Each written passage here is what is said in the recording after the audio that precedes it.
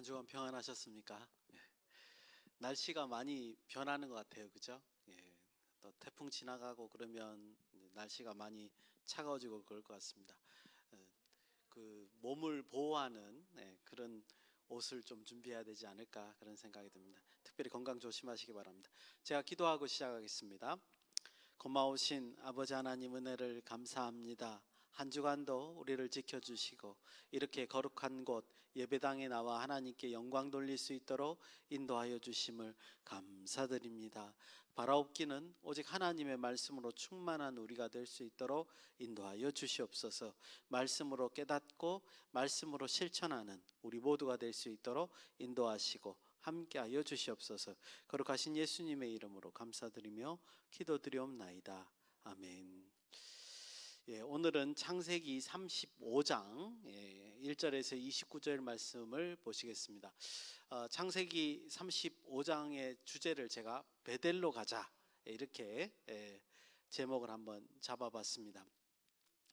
35장은 뭐니 해도 야곱과 그의 가족들이 베델로 올라가는 사건이 가장 중요하다고 말씀드릴 수 있을 것 같습니다. 베델로 올라가는 것이 무엇이 그렇게 중요하냐? 오늘 이제 주제 말씀이 그거라는 거예요. 왜 이런 말씀을 드리냐면요, 35장의 말씀을 읽어보면 여기에는 굉장히 다양한 사건들이 기록되어 있구나라는 것을 이제 깨닫게 됩니다. 근데 왜 이렇게 다양한 사건들이 여기 기록되어 있을까라고 한번 또 그런 관점에서 보면 이 35장이 뭔가 정리하는 것 같아요. 그게 뭐냐? 야곱의 이야기를 정리하는 겁니다. 그래서 야곱과 관련된 에피소드들이 한꺼번에 여기 짤막짤막하게 이제 어떤 이야기의 흐름보다는 정리하는 느낌을 갖게 합니다. 그래서 보니까 36장부터 그 이후부터는 더 이상 야곱이 주인공이 아니에요. 36장에는 이제 에서의 족보들이 정리가 되어 있고 족보하고 그 에서의 자손들의 이야기가 정리가 되어 있고, 그리고 37장부터는 우리가 잘 아는 요셉의 이야기가 시작되는 것을 우리가 볼 수 있습니다. 물론 38장이 또 유다, 갑자기 이제 학자들도 굉장히 당혹스럽습니다. 38장에 갑자기 왜 유다 얘기가 나올까? 굉장히 그것도 좋은 얘기가 아닌데 당혹스러운 부분이 있기도 합니다만, 어쨌든 적어도 더 이상 야곱이 주인공이 되어서 이 성경의 이야기를 이끌고 있지는 않다라는 걸 우리가 확인해 볼 수 있습니다. 그러니까는 지금 오늘 보시는 35장은 뭐예요? 야곱의 인생을 정리하는 그런 느낌이 있습니다. 근데 그 가운데에서 가장 중요한 게 무엇이라고요? 베델로 올라간다는 거죠. 베델로. 그 사실에 대해서 오늘 좀 살펴볼 겁니다. 여러분들, 그렇기 때문에 이제 제가 말씀으로만 이렇게 드리려고 해요. 8절에 리브가의 유모 드보라가 죽는 장면, 16절에서 20절에 라헬이 베냐민을 낳고 죽는 장면, 22절에 루벤이 야곱의 첩이죠, 비라와 동침한 사건, 그 다음에 23절에서 26절 야곱의 자녀들을 몇 명이었다, 12명의 이름이 다 등장을 하죠. 그렇게 요약하는 장면, 27절에서 29절에 이삭이 180세의 나이로 이제 열조에게로 돌아가 헤브론에 장사하는 장면, 이런 것들을 이제 우리가 살펴보지 않으려고 합니다. 이것들이 전부 다 야곱과 관련된 이야기들을 여기서 마무리하는 것이 아닌가, 이렇게 판단됩니다. 오늘은 1절에서 15절 앞부분만 집중적으로 묵상을 해보려고 합니다. 이 얘기가 전부 다 그 야곱과 그의 가족들이 베델로 올라가는 장면을 이제 설명을 하고 있습니다. 이제 본격적으로 이제 살펴볼 텐데요. 앞에 34장의 얘기를 조금 이제 우리가 아셔야 되죠. 거기서부터 출발을 해야 되죠. 34장에서는 두 아들, 물론 이제 딸 디나가 아주 험한 고초를 겪었습니다만, 두 아들 시므온과 레이가 이제 그 세겜 땅에 있는 남자들을 다 살인을 합니다. 그렇죠? 그리고 거기를 약탈을 하죠. 그런 장면이 있습니다. 그래서 34장에서는 이제 그 장면으로 끝났지만, 우리가 상상할 수 있는 것은 그 사건으로 인해서 그 세겜 지역의 주변 사람들하고 아주 극단적인 상황이 벌어질 수 있다. 전쟁이 벌어질 수 있다는 사실을 우리가 인식할 수 있습니다. 그래서 야곱은 굉장히 중요한 가정의 안위를 위해서 굉장히 중요한 결정을 내릴 시기가 되었습니다. 그런데 35장 1절을 딱 보니까 이때 하나님이 베델로 올라가라고 갑자기 명령하시는 장면이 나오죠. 예, 제가 한번 읽겠습니다. 1장입니다. 그 35장 1절. 하나님이 야곱에게 이르시되, 그러니까 야곱이 그렇게 생각한 게 아니라 하나님이 야곱에게 말씀하신 거예요. 일어나 베델로 올라가서 거기 거주하며 네가 네 형 에서의 낯을 피하여 도망하던 때에 네가 나타났던 하나님께 거기서 제단을 쌓으라 하신지라. 이렇게 이제 그 하나님의 명령이 야곱에게 하달이 됩니다. 이 장면이 쉽게 넘어갈 수도 있어요. 그리고 이제 그 다음에 이제 야곱이 그거를 그대로 따라하니까 쉽게 넘어갈 수도 있지만, 저는 이 장면이 아주 묘한 해석의 여지를 남긴다고 생각을 합니다. 왜 그러냐면, 한번 생각해 보세요. 세겜에 사는 기간이 그렇게 짧지 않았어요, 여러분. 조금 이따도 말씀을 드리겠지만, 야곱이 세겜에 정착하는 걸로 이해를 했단 말이죠. 왜냐하면 지난번에도 조금 지났지만 제가 뭐라고 말씀드리냐면, 형 에서가 자 우리 함께 가자 그랬을 때 형 에서를 피하는 장소로 선택한 곳이 어디예요? 그 세겜 땅이었단 말이죠. 그리고 세겜 땅은 본래 목초지로서 아주 적당한 땅이었던 것으로 우리가 여겨집니다. 거기가 나중에 이제 그 야곱의 이야기에서도, 요셉의 이야기에서도 이제 형들이 그 헤브론 지역에 살다가 요셉의 형들 그 야곱의 아들들이 목양지로 이제 그 양떼를 몰고 갔던 곳이 세겜이었단 말이죠. 세겜에서도 풀이 없으니까 더 높은 곳으로, 더 이제 북쪽에는 비가 더 많이 오거든요. 그래서 이제 도단으로 이제 가는 장면들이 나오게 됩니다. 그러니까 헤브론보다는 세겜보다는 도단, 이런 쪽이 더 북쪽으로 갈수록 이제 그 풀을 뜯기, 양떼들이 풀을 뜯기 더 좋았다는 걸 우리가 알 수 있습니다. 그런데 세겜에서 이렇게 정착하고 살았는데 그 기간이 그렇게 결코 짧지가 않았는데, 왜 갑자기 하나님은 이때 딱 나타나셔서 야곱에게 명령하시냐 이거예요. 왜 갑자기? 왜 지금 베델로 올라가라 이게. 그 다음에 물론 지금 야곱이 위급한 상황인 건 맞습니다. 근데 그런 명령이 이어지고 난 다음에 야곱이 그 다음 행동을 하기 위한, 온 가족의 그 위험을 해결하기 위한 어떤 행동과 이 명령이 무슨 연관성이 있느냐 이거죠. 하나님의 명령은 굉장히 간단해요, 그죠? 그런데 반면에 야곱의 행동은 굉장히 결연한 모습입니다. 뭔가 확고하고 뭔가 결단하고 움직이는 듯한 그런 모습을 띠고 있다는 거죠. 여러분 2절 3절을 우리가 한 목소리로 읽어보겠습니다. 그러니까 하나님의 1절의 명령은 굉장히 간단한 반면에 2, 3절의 야곱의 행동은 굉장히 뭔가 결연한 모습, 이런 것을 행동으로부터 우리가 볼 수 있습니다. 2절부터 같이 읽겠습니다. 시작. 야곱이 이에 자기 집안 사람과 자기와 함께한 모든 자에게 이르되 너희 중에 있는 이방 신상들을 버리고 자신을 정결하게 하고 너희들의 의복을 바꾸어 입으라. 우리가 일어나 베델로 올라가자. 내 환난 날에 내게 응답하시며 내가 가는 길에서 나와 함께 하신 하나님께 내가 거기서 제단을 쌓으려 하노라 하매. 아멘. 그렇죠? 읽어보시니까 그렇죠. 뭔가 결단하고 어떤 말씀하시지 않았는 대로 막 준비를 해서 지금 뭔가 삶의 변화를 일으키고 그 새로운 어떤 삶의 현장으로 가는 듯한 그런 인상을 우리에게 주게 됩니다. 자신에게 속한 모든 이들의 이방 신상을 버리고 의복을 바꿨다라는 행위는요, 이때는 물론 이제 그 하나님의 법이 이제 이스라엘 백성들에게 준 건 아니지만 제의적으로, 그 당시의 어떤 상황에서 제의적으로 정결한 모습을 갖추는 그런 것을 의미를 합니다. 그러니까 신 앞에, 하나님 앞에 이제 겸손하고 정결한 모습으로 하나님 앞에 나가는 그런 준비를 보여주죠.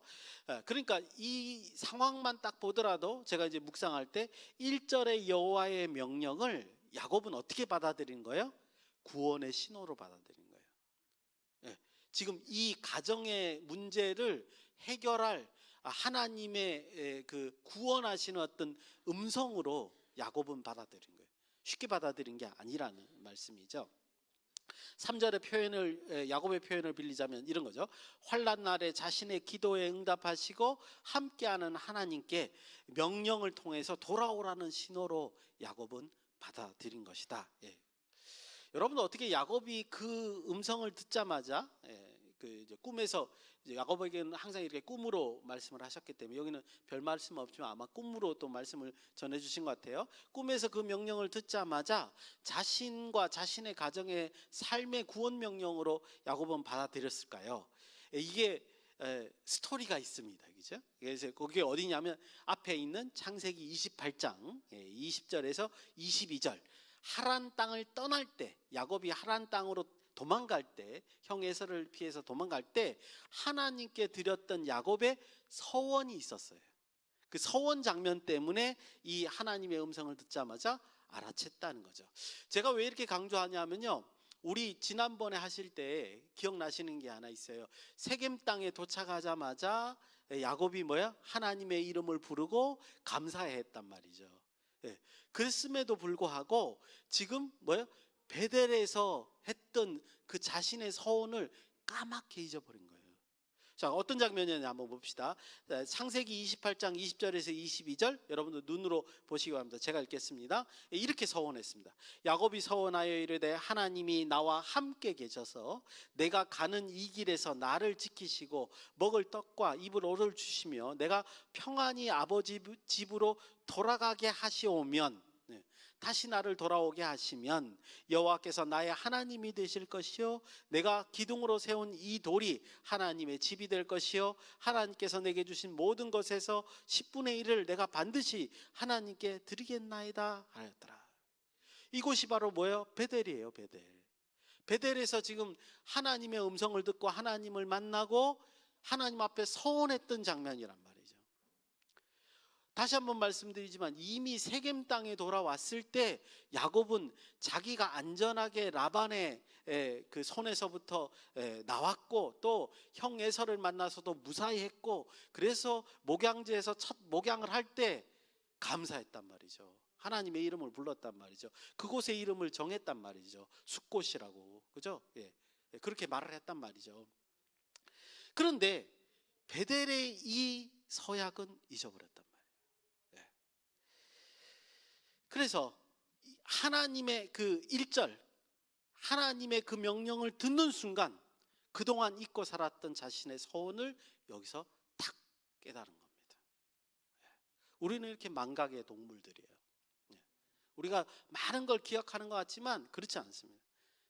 내 입으로 하나님께 서원했던 것을 잊어버릴 때가 너무나 많다는 거죠. 세겜은 정착하기 아주 좋은 땅이었을지 모릅니다. 하지만 하나님의 눈에는 거기가 하나님의 사명을 감당하기엔 너무 많은 유혹이 있는 땅이었을지도 모릅니다. 오히려 하나님께서 약속을 하신 그 서원을 받아들인 베델로 올라가는 것이 오히려 야곱과 그 집안이 더 안전하고 사명을 감당하기에 합당한 곳이었는지도 모르겠습니다. 성경 본문에서는 그렇게 직접적으로 얘기하지는 않으니까 우리가 이렇게 추측할 뿐이죠. 그런데 오늘 본문을 읽다 보면, 이제 오늘 그 1절에서 15절 사이의 내용을 보다 보면 그럴 수 있겠다라는 상상을 하게 하는 힌트들이 조금씩 나옵니다. 저는 그것을 야곱이 베델로 올라가면서 하나님께 얻은 두 가지 은혜로 한번 설명을 드려보려고 합니다. 간접적으로 세겜 땅보다는 베델이 더 합당한 곳이었겠구나라고 생각해 볼 수 있는 그런 것을 한번 살펴보려고 합니다. 첫 번째 은혜는 뭐였느냐? 야곱에 속한 모든 사람들이 이방 신상을 버렸다는 점입니다. 여러분도 이걸 쉽게 생각하시면 안 돼요.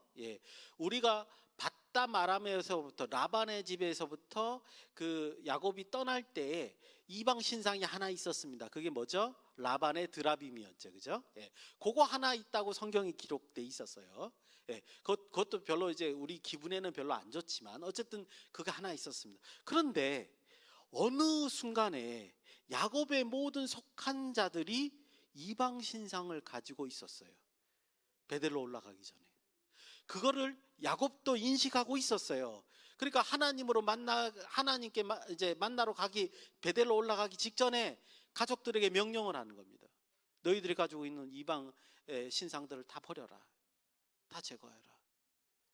야곱이 인식할 정도로 가족들이 다 이방 신상을 가졌다는 거죠.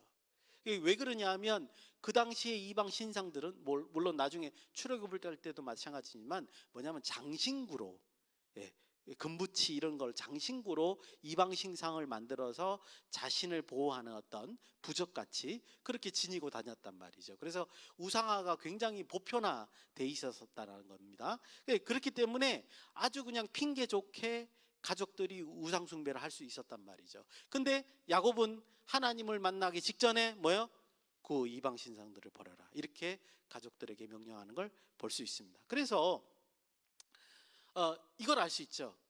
하나님의 부르심을 인식하는 순간 뭐예요? 네, 가족들의 이방 신상을 버릴 수 있는 기회를 마련할 수 있는 겁니다. 네, 그런 은혜를 받은 거예요. 우리에겐 너무나도 당연한 얘기겠지만 은혜적인 측면에서 그래요. 그리고 저는 여기다가 하나 더 해석을 하면 이런 이방 신상을 제거하는 이 장면이 뭐로 이해되느냐? 이제 야곱이 하나님께서 명령하신 그 사명을 감당할 기본 자세를 취하는 것이 아니냐. 본인의 의지도 아니었지만 하나님의 명령으로 다시 깨달은 거지만 이제 드디어 그 하나님의 사명을 감당할 수 있는 그 가족들의 모든 어떤 상황이 돼버린 것이 아닌가, 그런 은혜가 임한 것이 아닌가, 스스로 정결케 하는 은혜가 임한 것이 아닌가 보여진다는 거죠. 그리고 반면에 이 모든 것은 세겜이 그런 땅이었다는 거예요. 눈에 보기에는 세겜이 참 좋은 곳인데 세겜이 그렇게 유혹이 많은 땅이었다는 거예요. 환경이 그렇게 좋은 게 아니었다는 것을 반증한 것이 아니냐, 그렇게 부정한 곳이 아니냐, 이렇게 말씀드릴 수 있습니다. 두 번째 은혜는요, 세겜의 주변 사람들이 야곱을 두려워하여 추격하지도 못하고 복수하지도 못하는 장면이 5절에 이제 등장하고 있는 것을 볼 수 있습니다. 여러분들 보십시오. 우리가 지난번에 봤을 때 세겜이 그 지역의 패권을 잡고 있는 어떤 큰 족장이었다, 이렇게 분석해 볼 수 있었습니다. 왜냐하면 그 추장의 하몰의 아들의 이름이 세겜이었거든요. 그러니까 그 땅의 이름도 세겜이요, 그 족장의 이름도 세겜이라는 말은 그 지역의 패권을 쥐고 있는 거죠. 모든 경제권이나 이제 통치권을 쥐고 있다, 이렇게 해도 과언이 아닙니다. 근데 우리가 그 하나만 가지고도 뭘 또 상상해 볼 수 있냐면, 생각해 보십시오. 패권을 세겜이 쥐고 있어요. 그러면 그 주변, 세겜 지역의 주변 사람들과의 관계는 어떨까요? 힘의 균형을 이루고 있겠죠. 즉 다른 사람들은 세겜에게 아부하느라고 결혼 동맹도 맺을 수 있고요, 그렇죠? 그리고 일정한 뇌물도 바칠 수 있고, 이런 일정한 관계, 아주 복잡한 관계를 이미 이루었을 거라는 거죠. 근데 갑자기 세겜이 죽었어요. 몰살당했어요. 그럼 그 지역 사람들이 어떻게 되겠습니까? 분명히 자기들 가족과의 그 어떤 관계 속에서도 복수할 수 있는 그런 상황이 처해진 거예요. 야곱도 이미 34장에서 그런 말을 이제 두 아들에게 하는 것도 우리가 볼 수 있습니다. 즉 단순하게 야곱이 그렇게 힘센 사람이야? 그러면 공격하면 안 되겠네, 이렇게 생각하기보다 오히려 원한을 가지고 야곱에게 달려들 수 있는 상황이 처해질 수 있었단 말이죠. 근데 그때 하나님의 전적인 은혜가 임합니다. 5절입니다. 제가 읽겠습니다. 그들이 떠났으나 하나님이 그 사면 고을들로 크게 두려워하게 하였으므로 야곱의 아들들을 추격하는 자가 없었더라. 아멘. 여러분들 이건 단순히 상황 설명하는 말씀으로 이해하시면 안 된단 말이죠. 조금 더 상황을 파악해 보니까 하나님께 두 손 들고 달려오는 그 야곱의 가족들에게 하나님이 특별 보호를 하신 거예요. 특별한 은혜가 임한 거라고요. 기적이 임한 거란 말이죠. 그런 장면으로 우리는 이 설명을 이해해 보는 겁니다. 그리고 반면에 세겜 땅은 이렇게 이해할 수 있습니다. 세겜이 누가 보기에도 목초지가 좋잖아요. 누가 보기에도 좋은 곳이란 말이죠.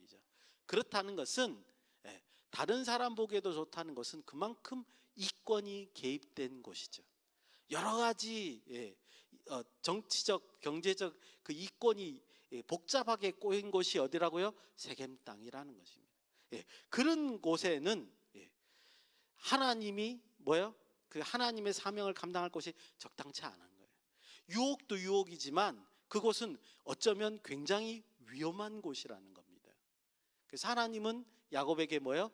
베델로 올라오라 라고 명령한 것이죠. 하나님의 적절한 보호 안으로 그들을 초청하는 것을 우리가 1절로 이해할 수 있다는 겁니다. 그래서 제가 이 앞부분에서 강조드리고 싶은 것은요, 이 모든 정황들을 따져보니까 1절에서 하나님께서 이 야곱과 그 가족들에게 베델로 올라가라 한 그 명령은요, 이 그 35장 1절에 15절 전반적인 해석의 핵심이에요. 기준이에요.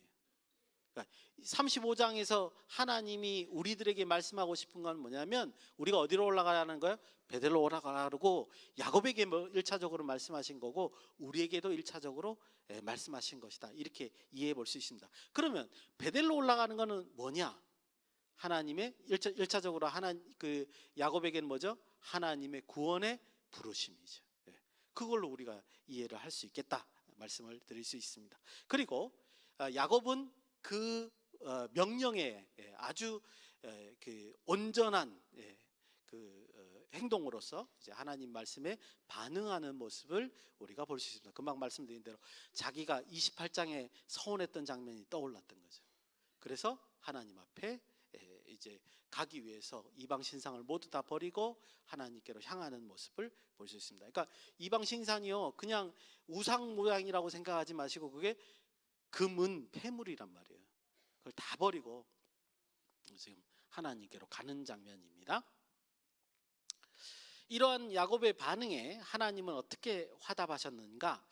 9절에서 이제 12절까지 하나님의 말씀을 통해서 우리가 이제 살펴볼 수 있습니다. 근데 너무 길기 때문에, 그리고 그걸 또 설명을 드리려면 시간이 너무 많이 있기 때문에 대표적으로 9절 말씀을 우리가 한 목소리로 같이 한번 읽어보겠습니다. 9절입니다. 시작.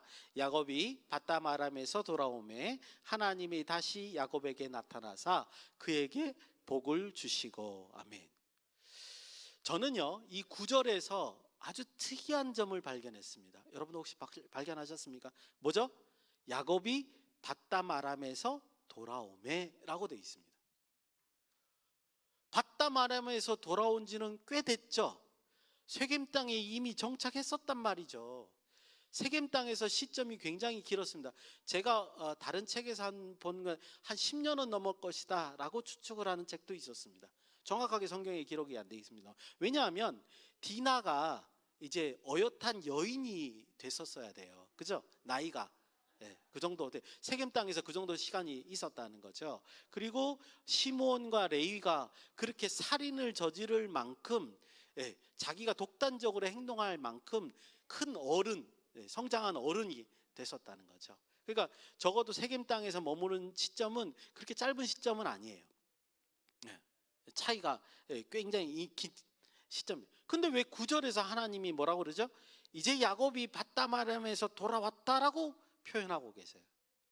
아주 특이하죠. 제가 생각할 때는 이 10절에서부터 12절까지 하나님이 야곱에게 말씀하시는, 이제 9절 우리가 아까 읽었습니다. 복을 주시고 그 다음부터 하나님이 이제 야곱에게 말씀하시는 이 장면 속에서 왜 이제서야 밧담 아람으로 돌아왔다고 표현하는 힌트가 들어있는 것 같습니다.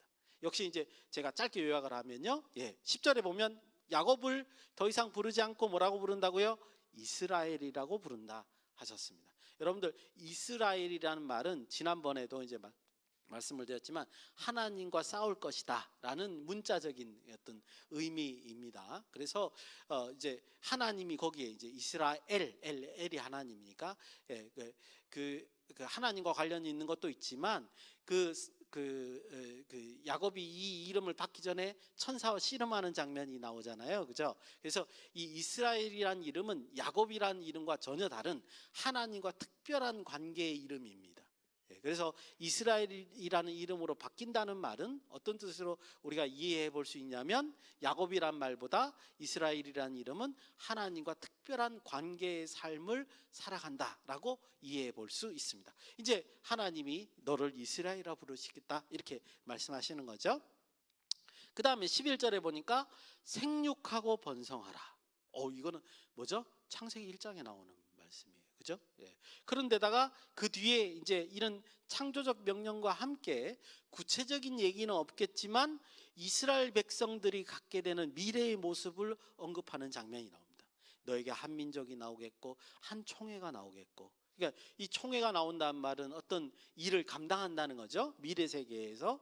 그런 거에 대한 얘기를 지금 11절에서 하고 계시는 걸 볼 수 있습니다. 이제 마지막 12절에 보니까 그들을 위한 땅도 허락하시겠다 이렇게 이제 말씀하시는 걸 봅니다. 그럼 1차적으로 우리가 생각나는 게 있어요. 창세기 12장 1절에 3절에 의한 아브라함과의 약속을 통해서 하나님께서 약속하신 세 가지 복, 뭐죠?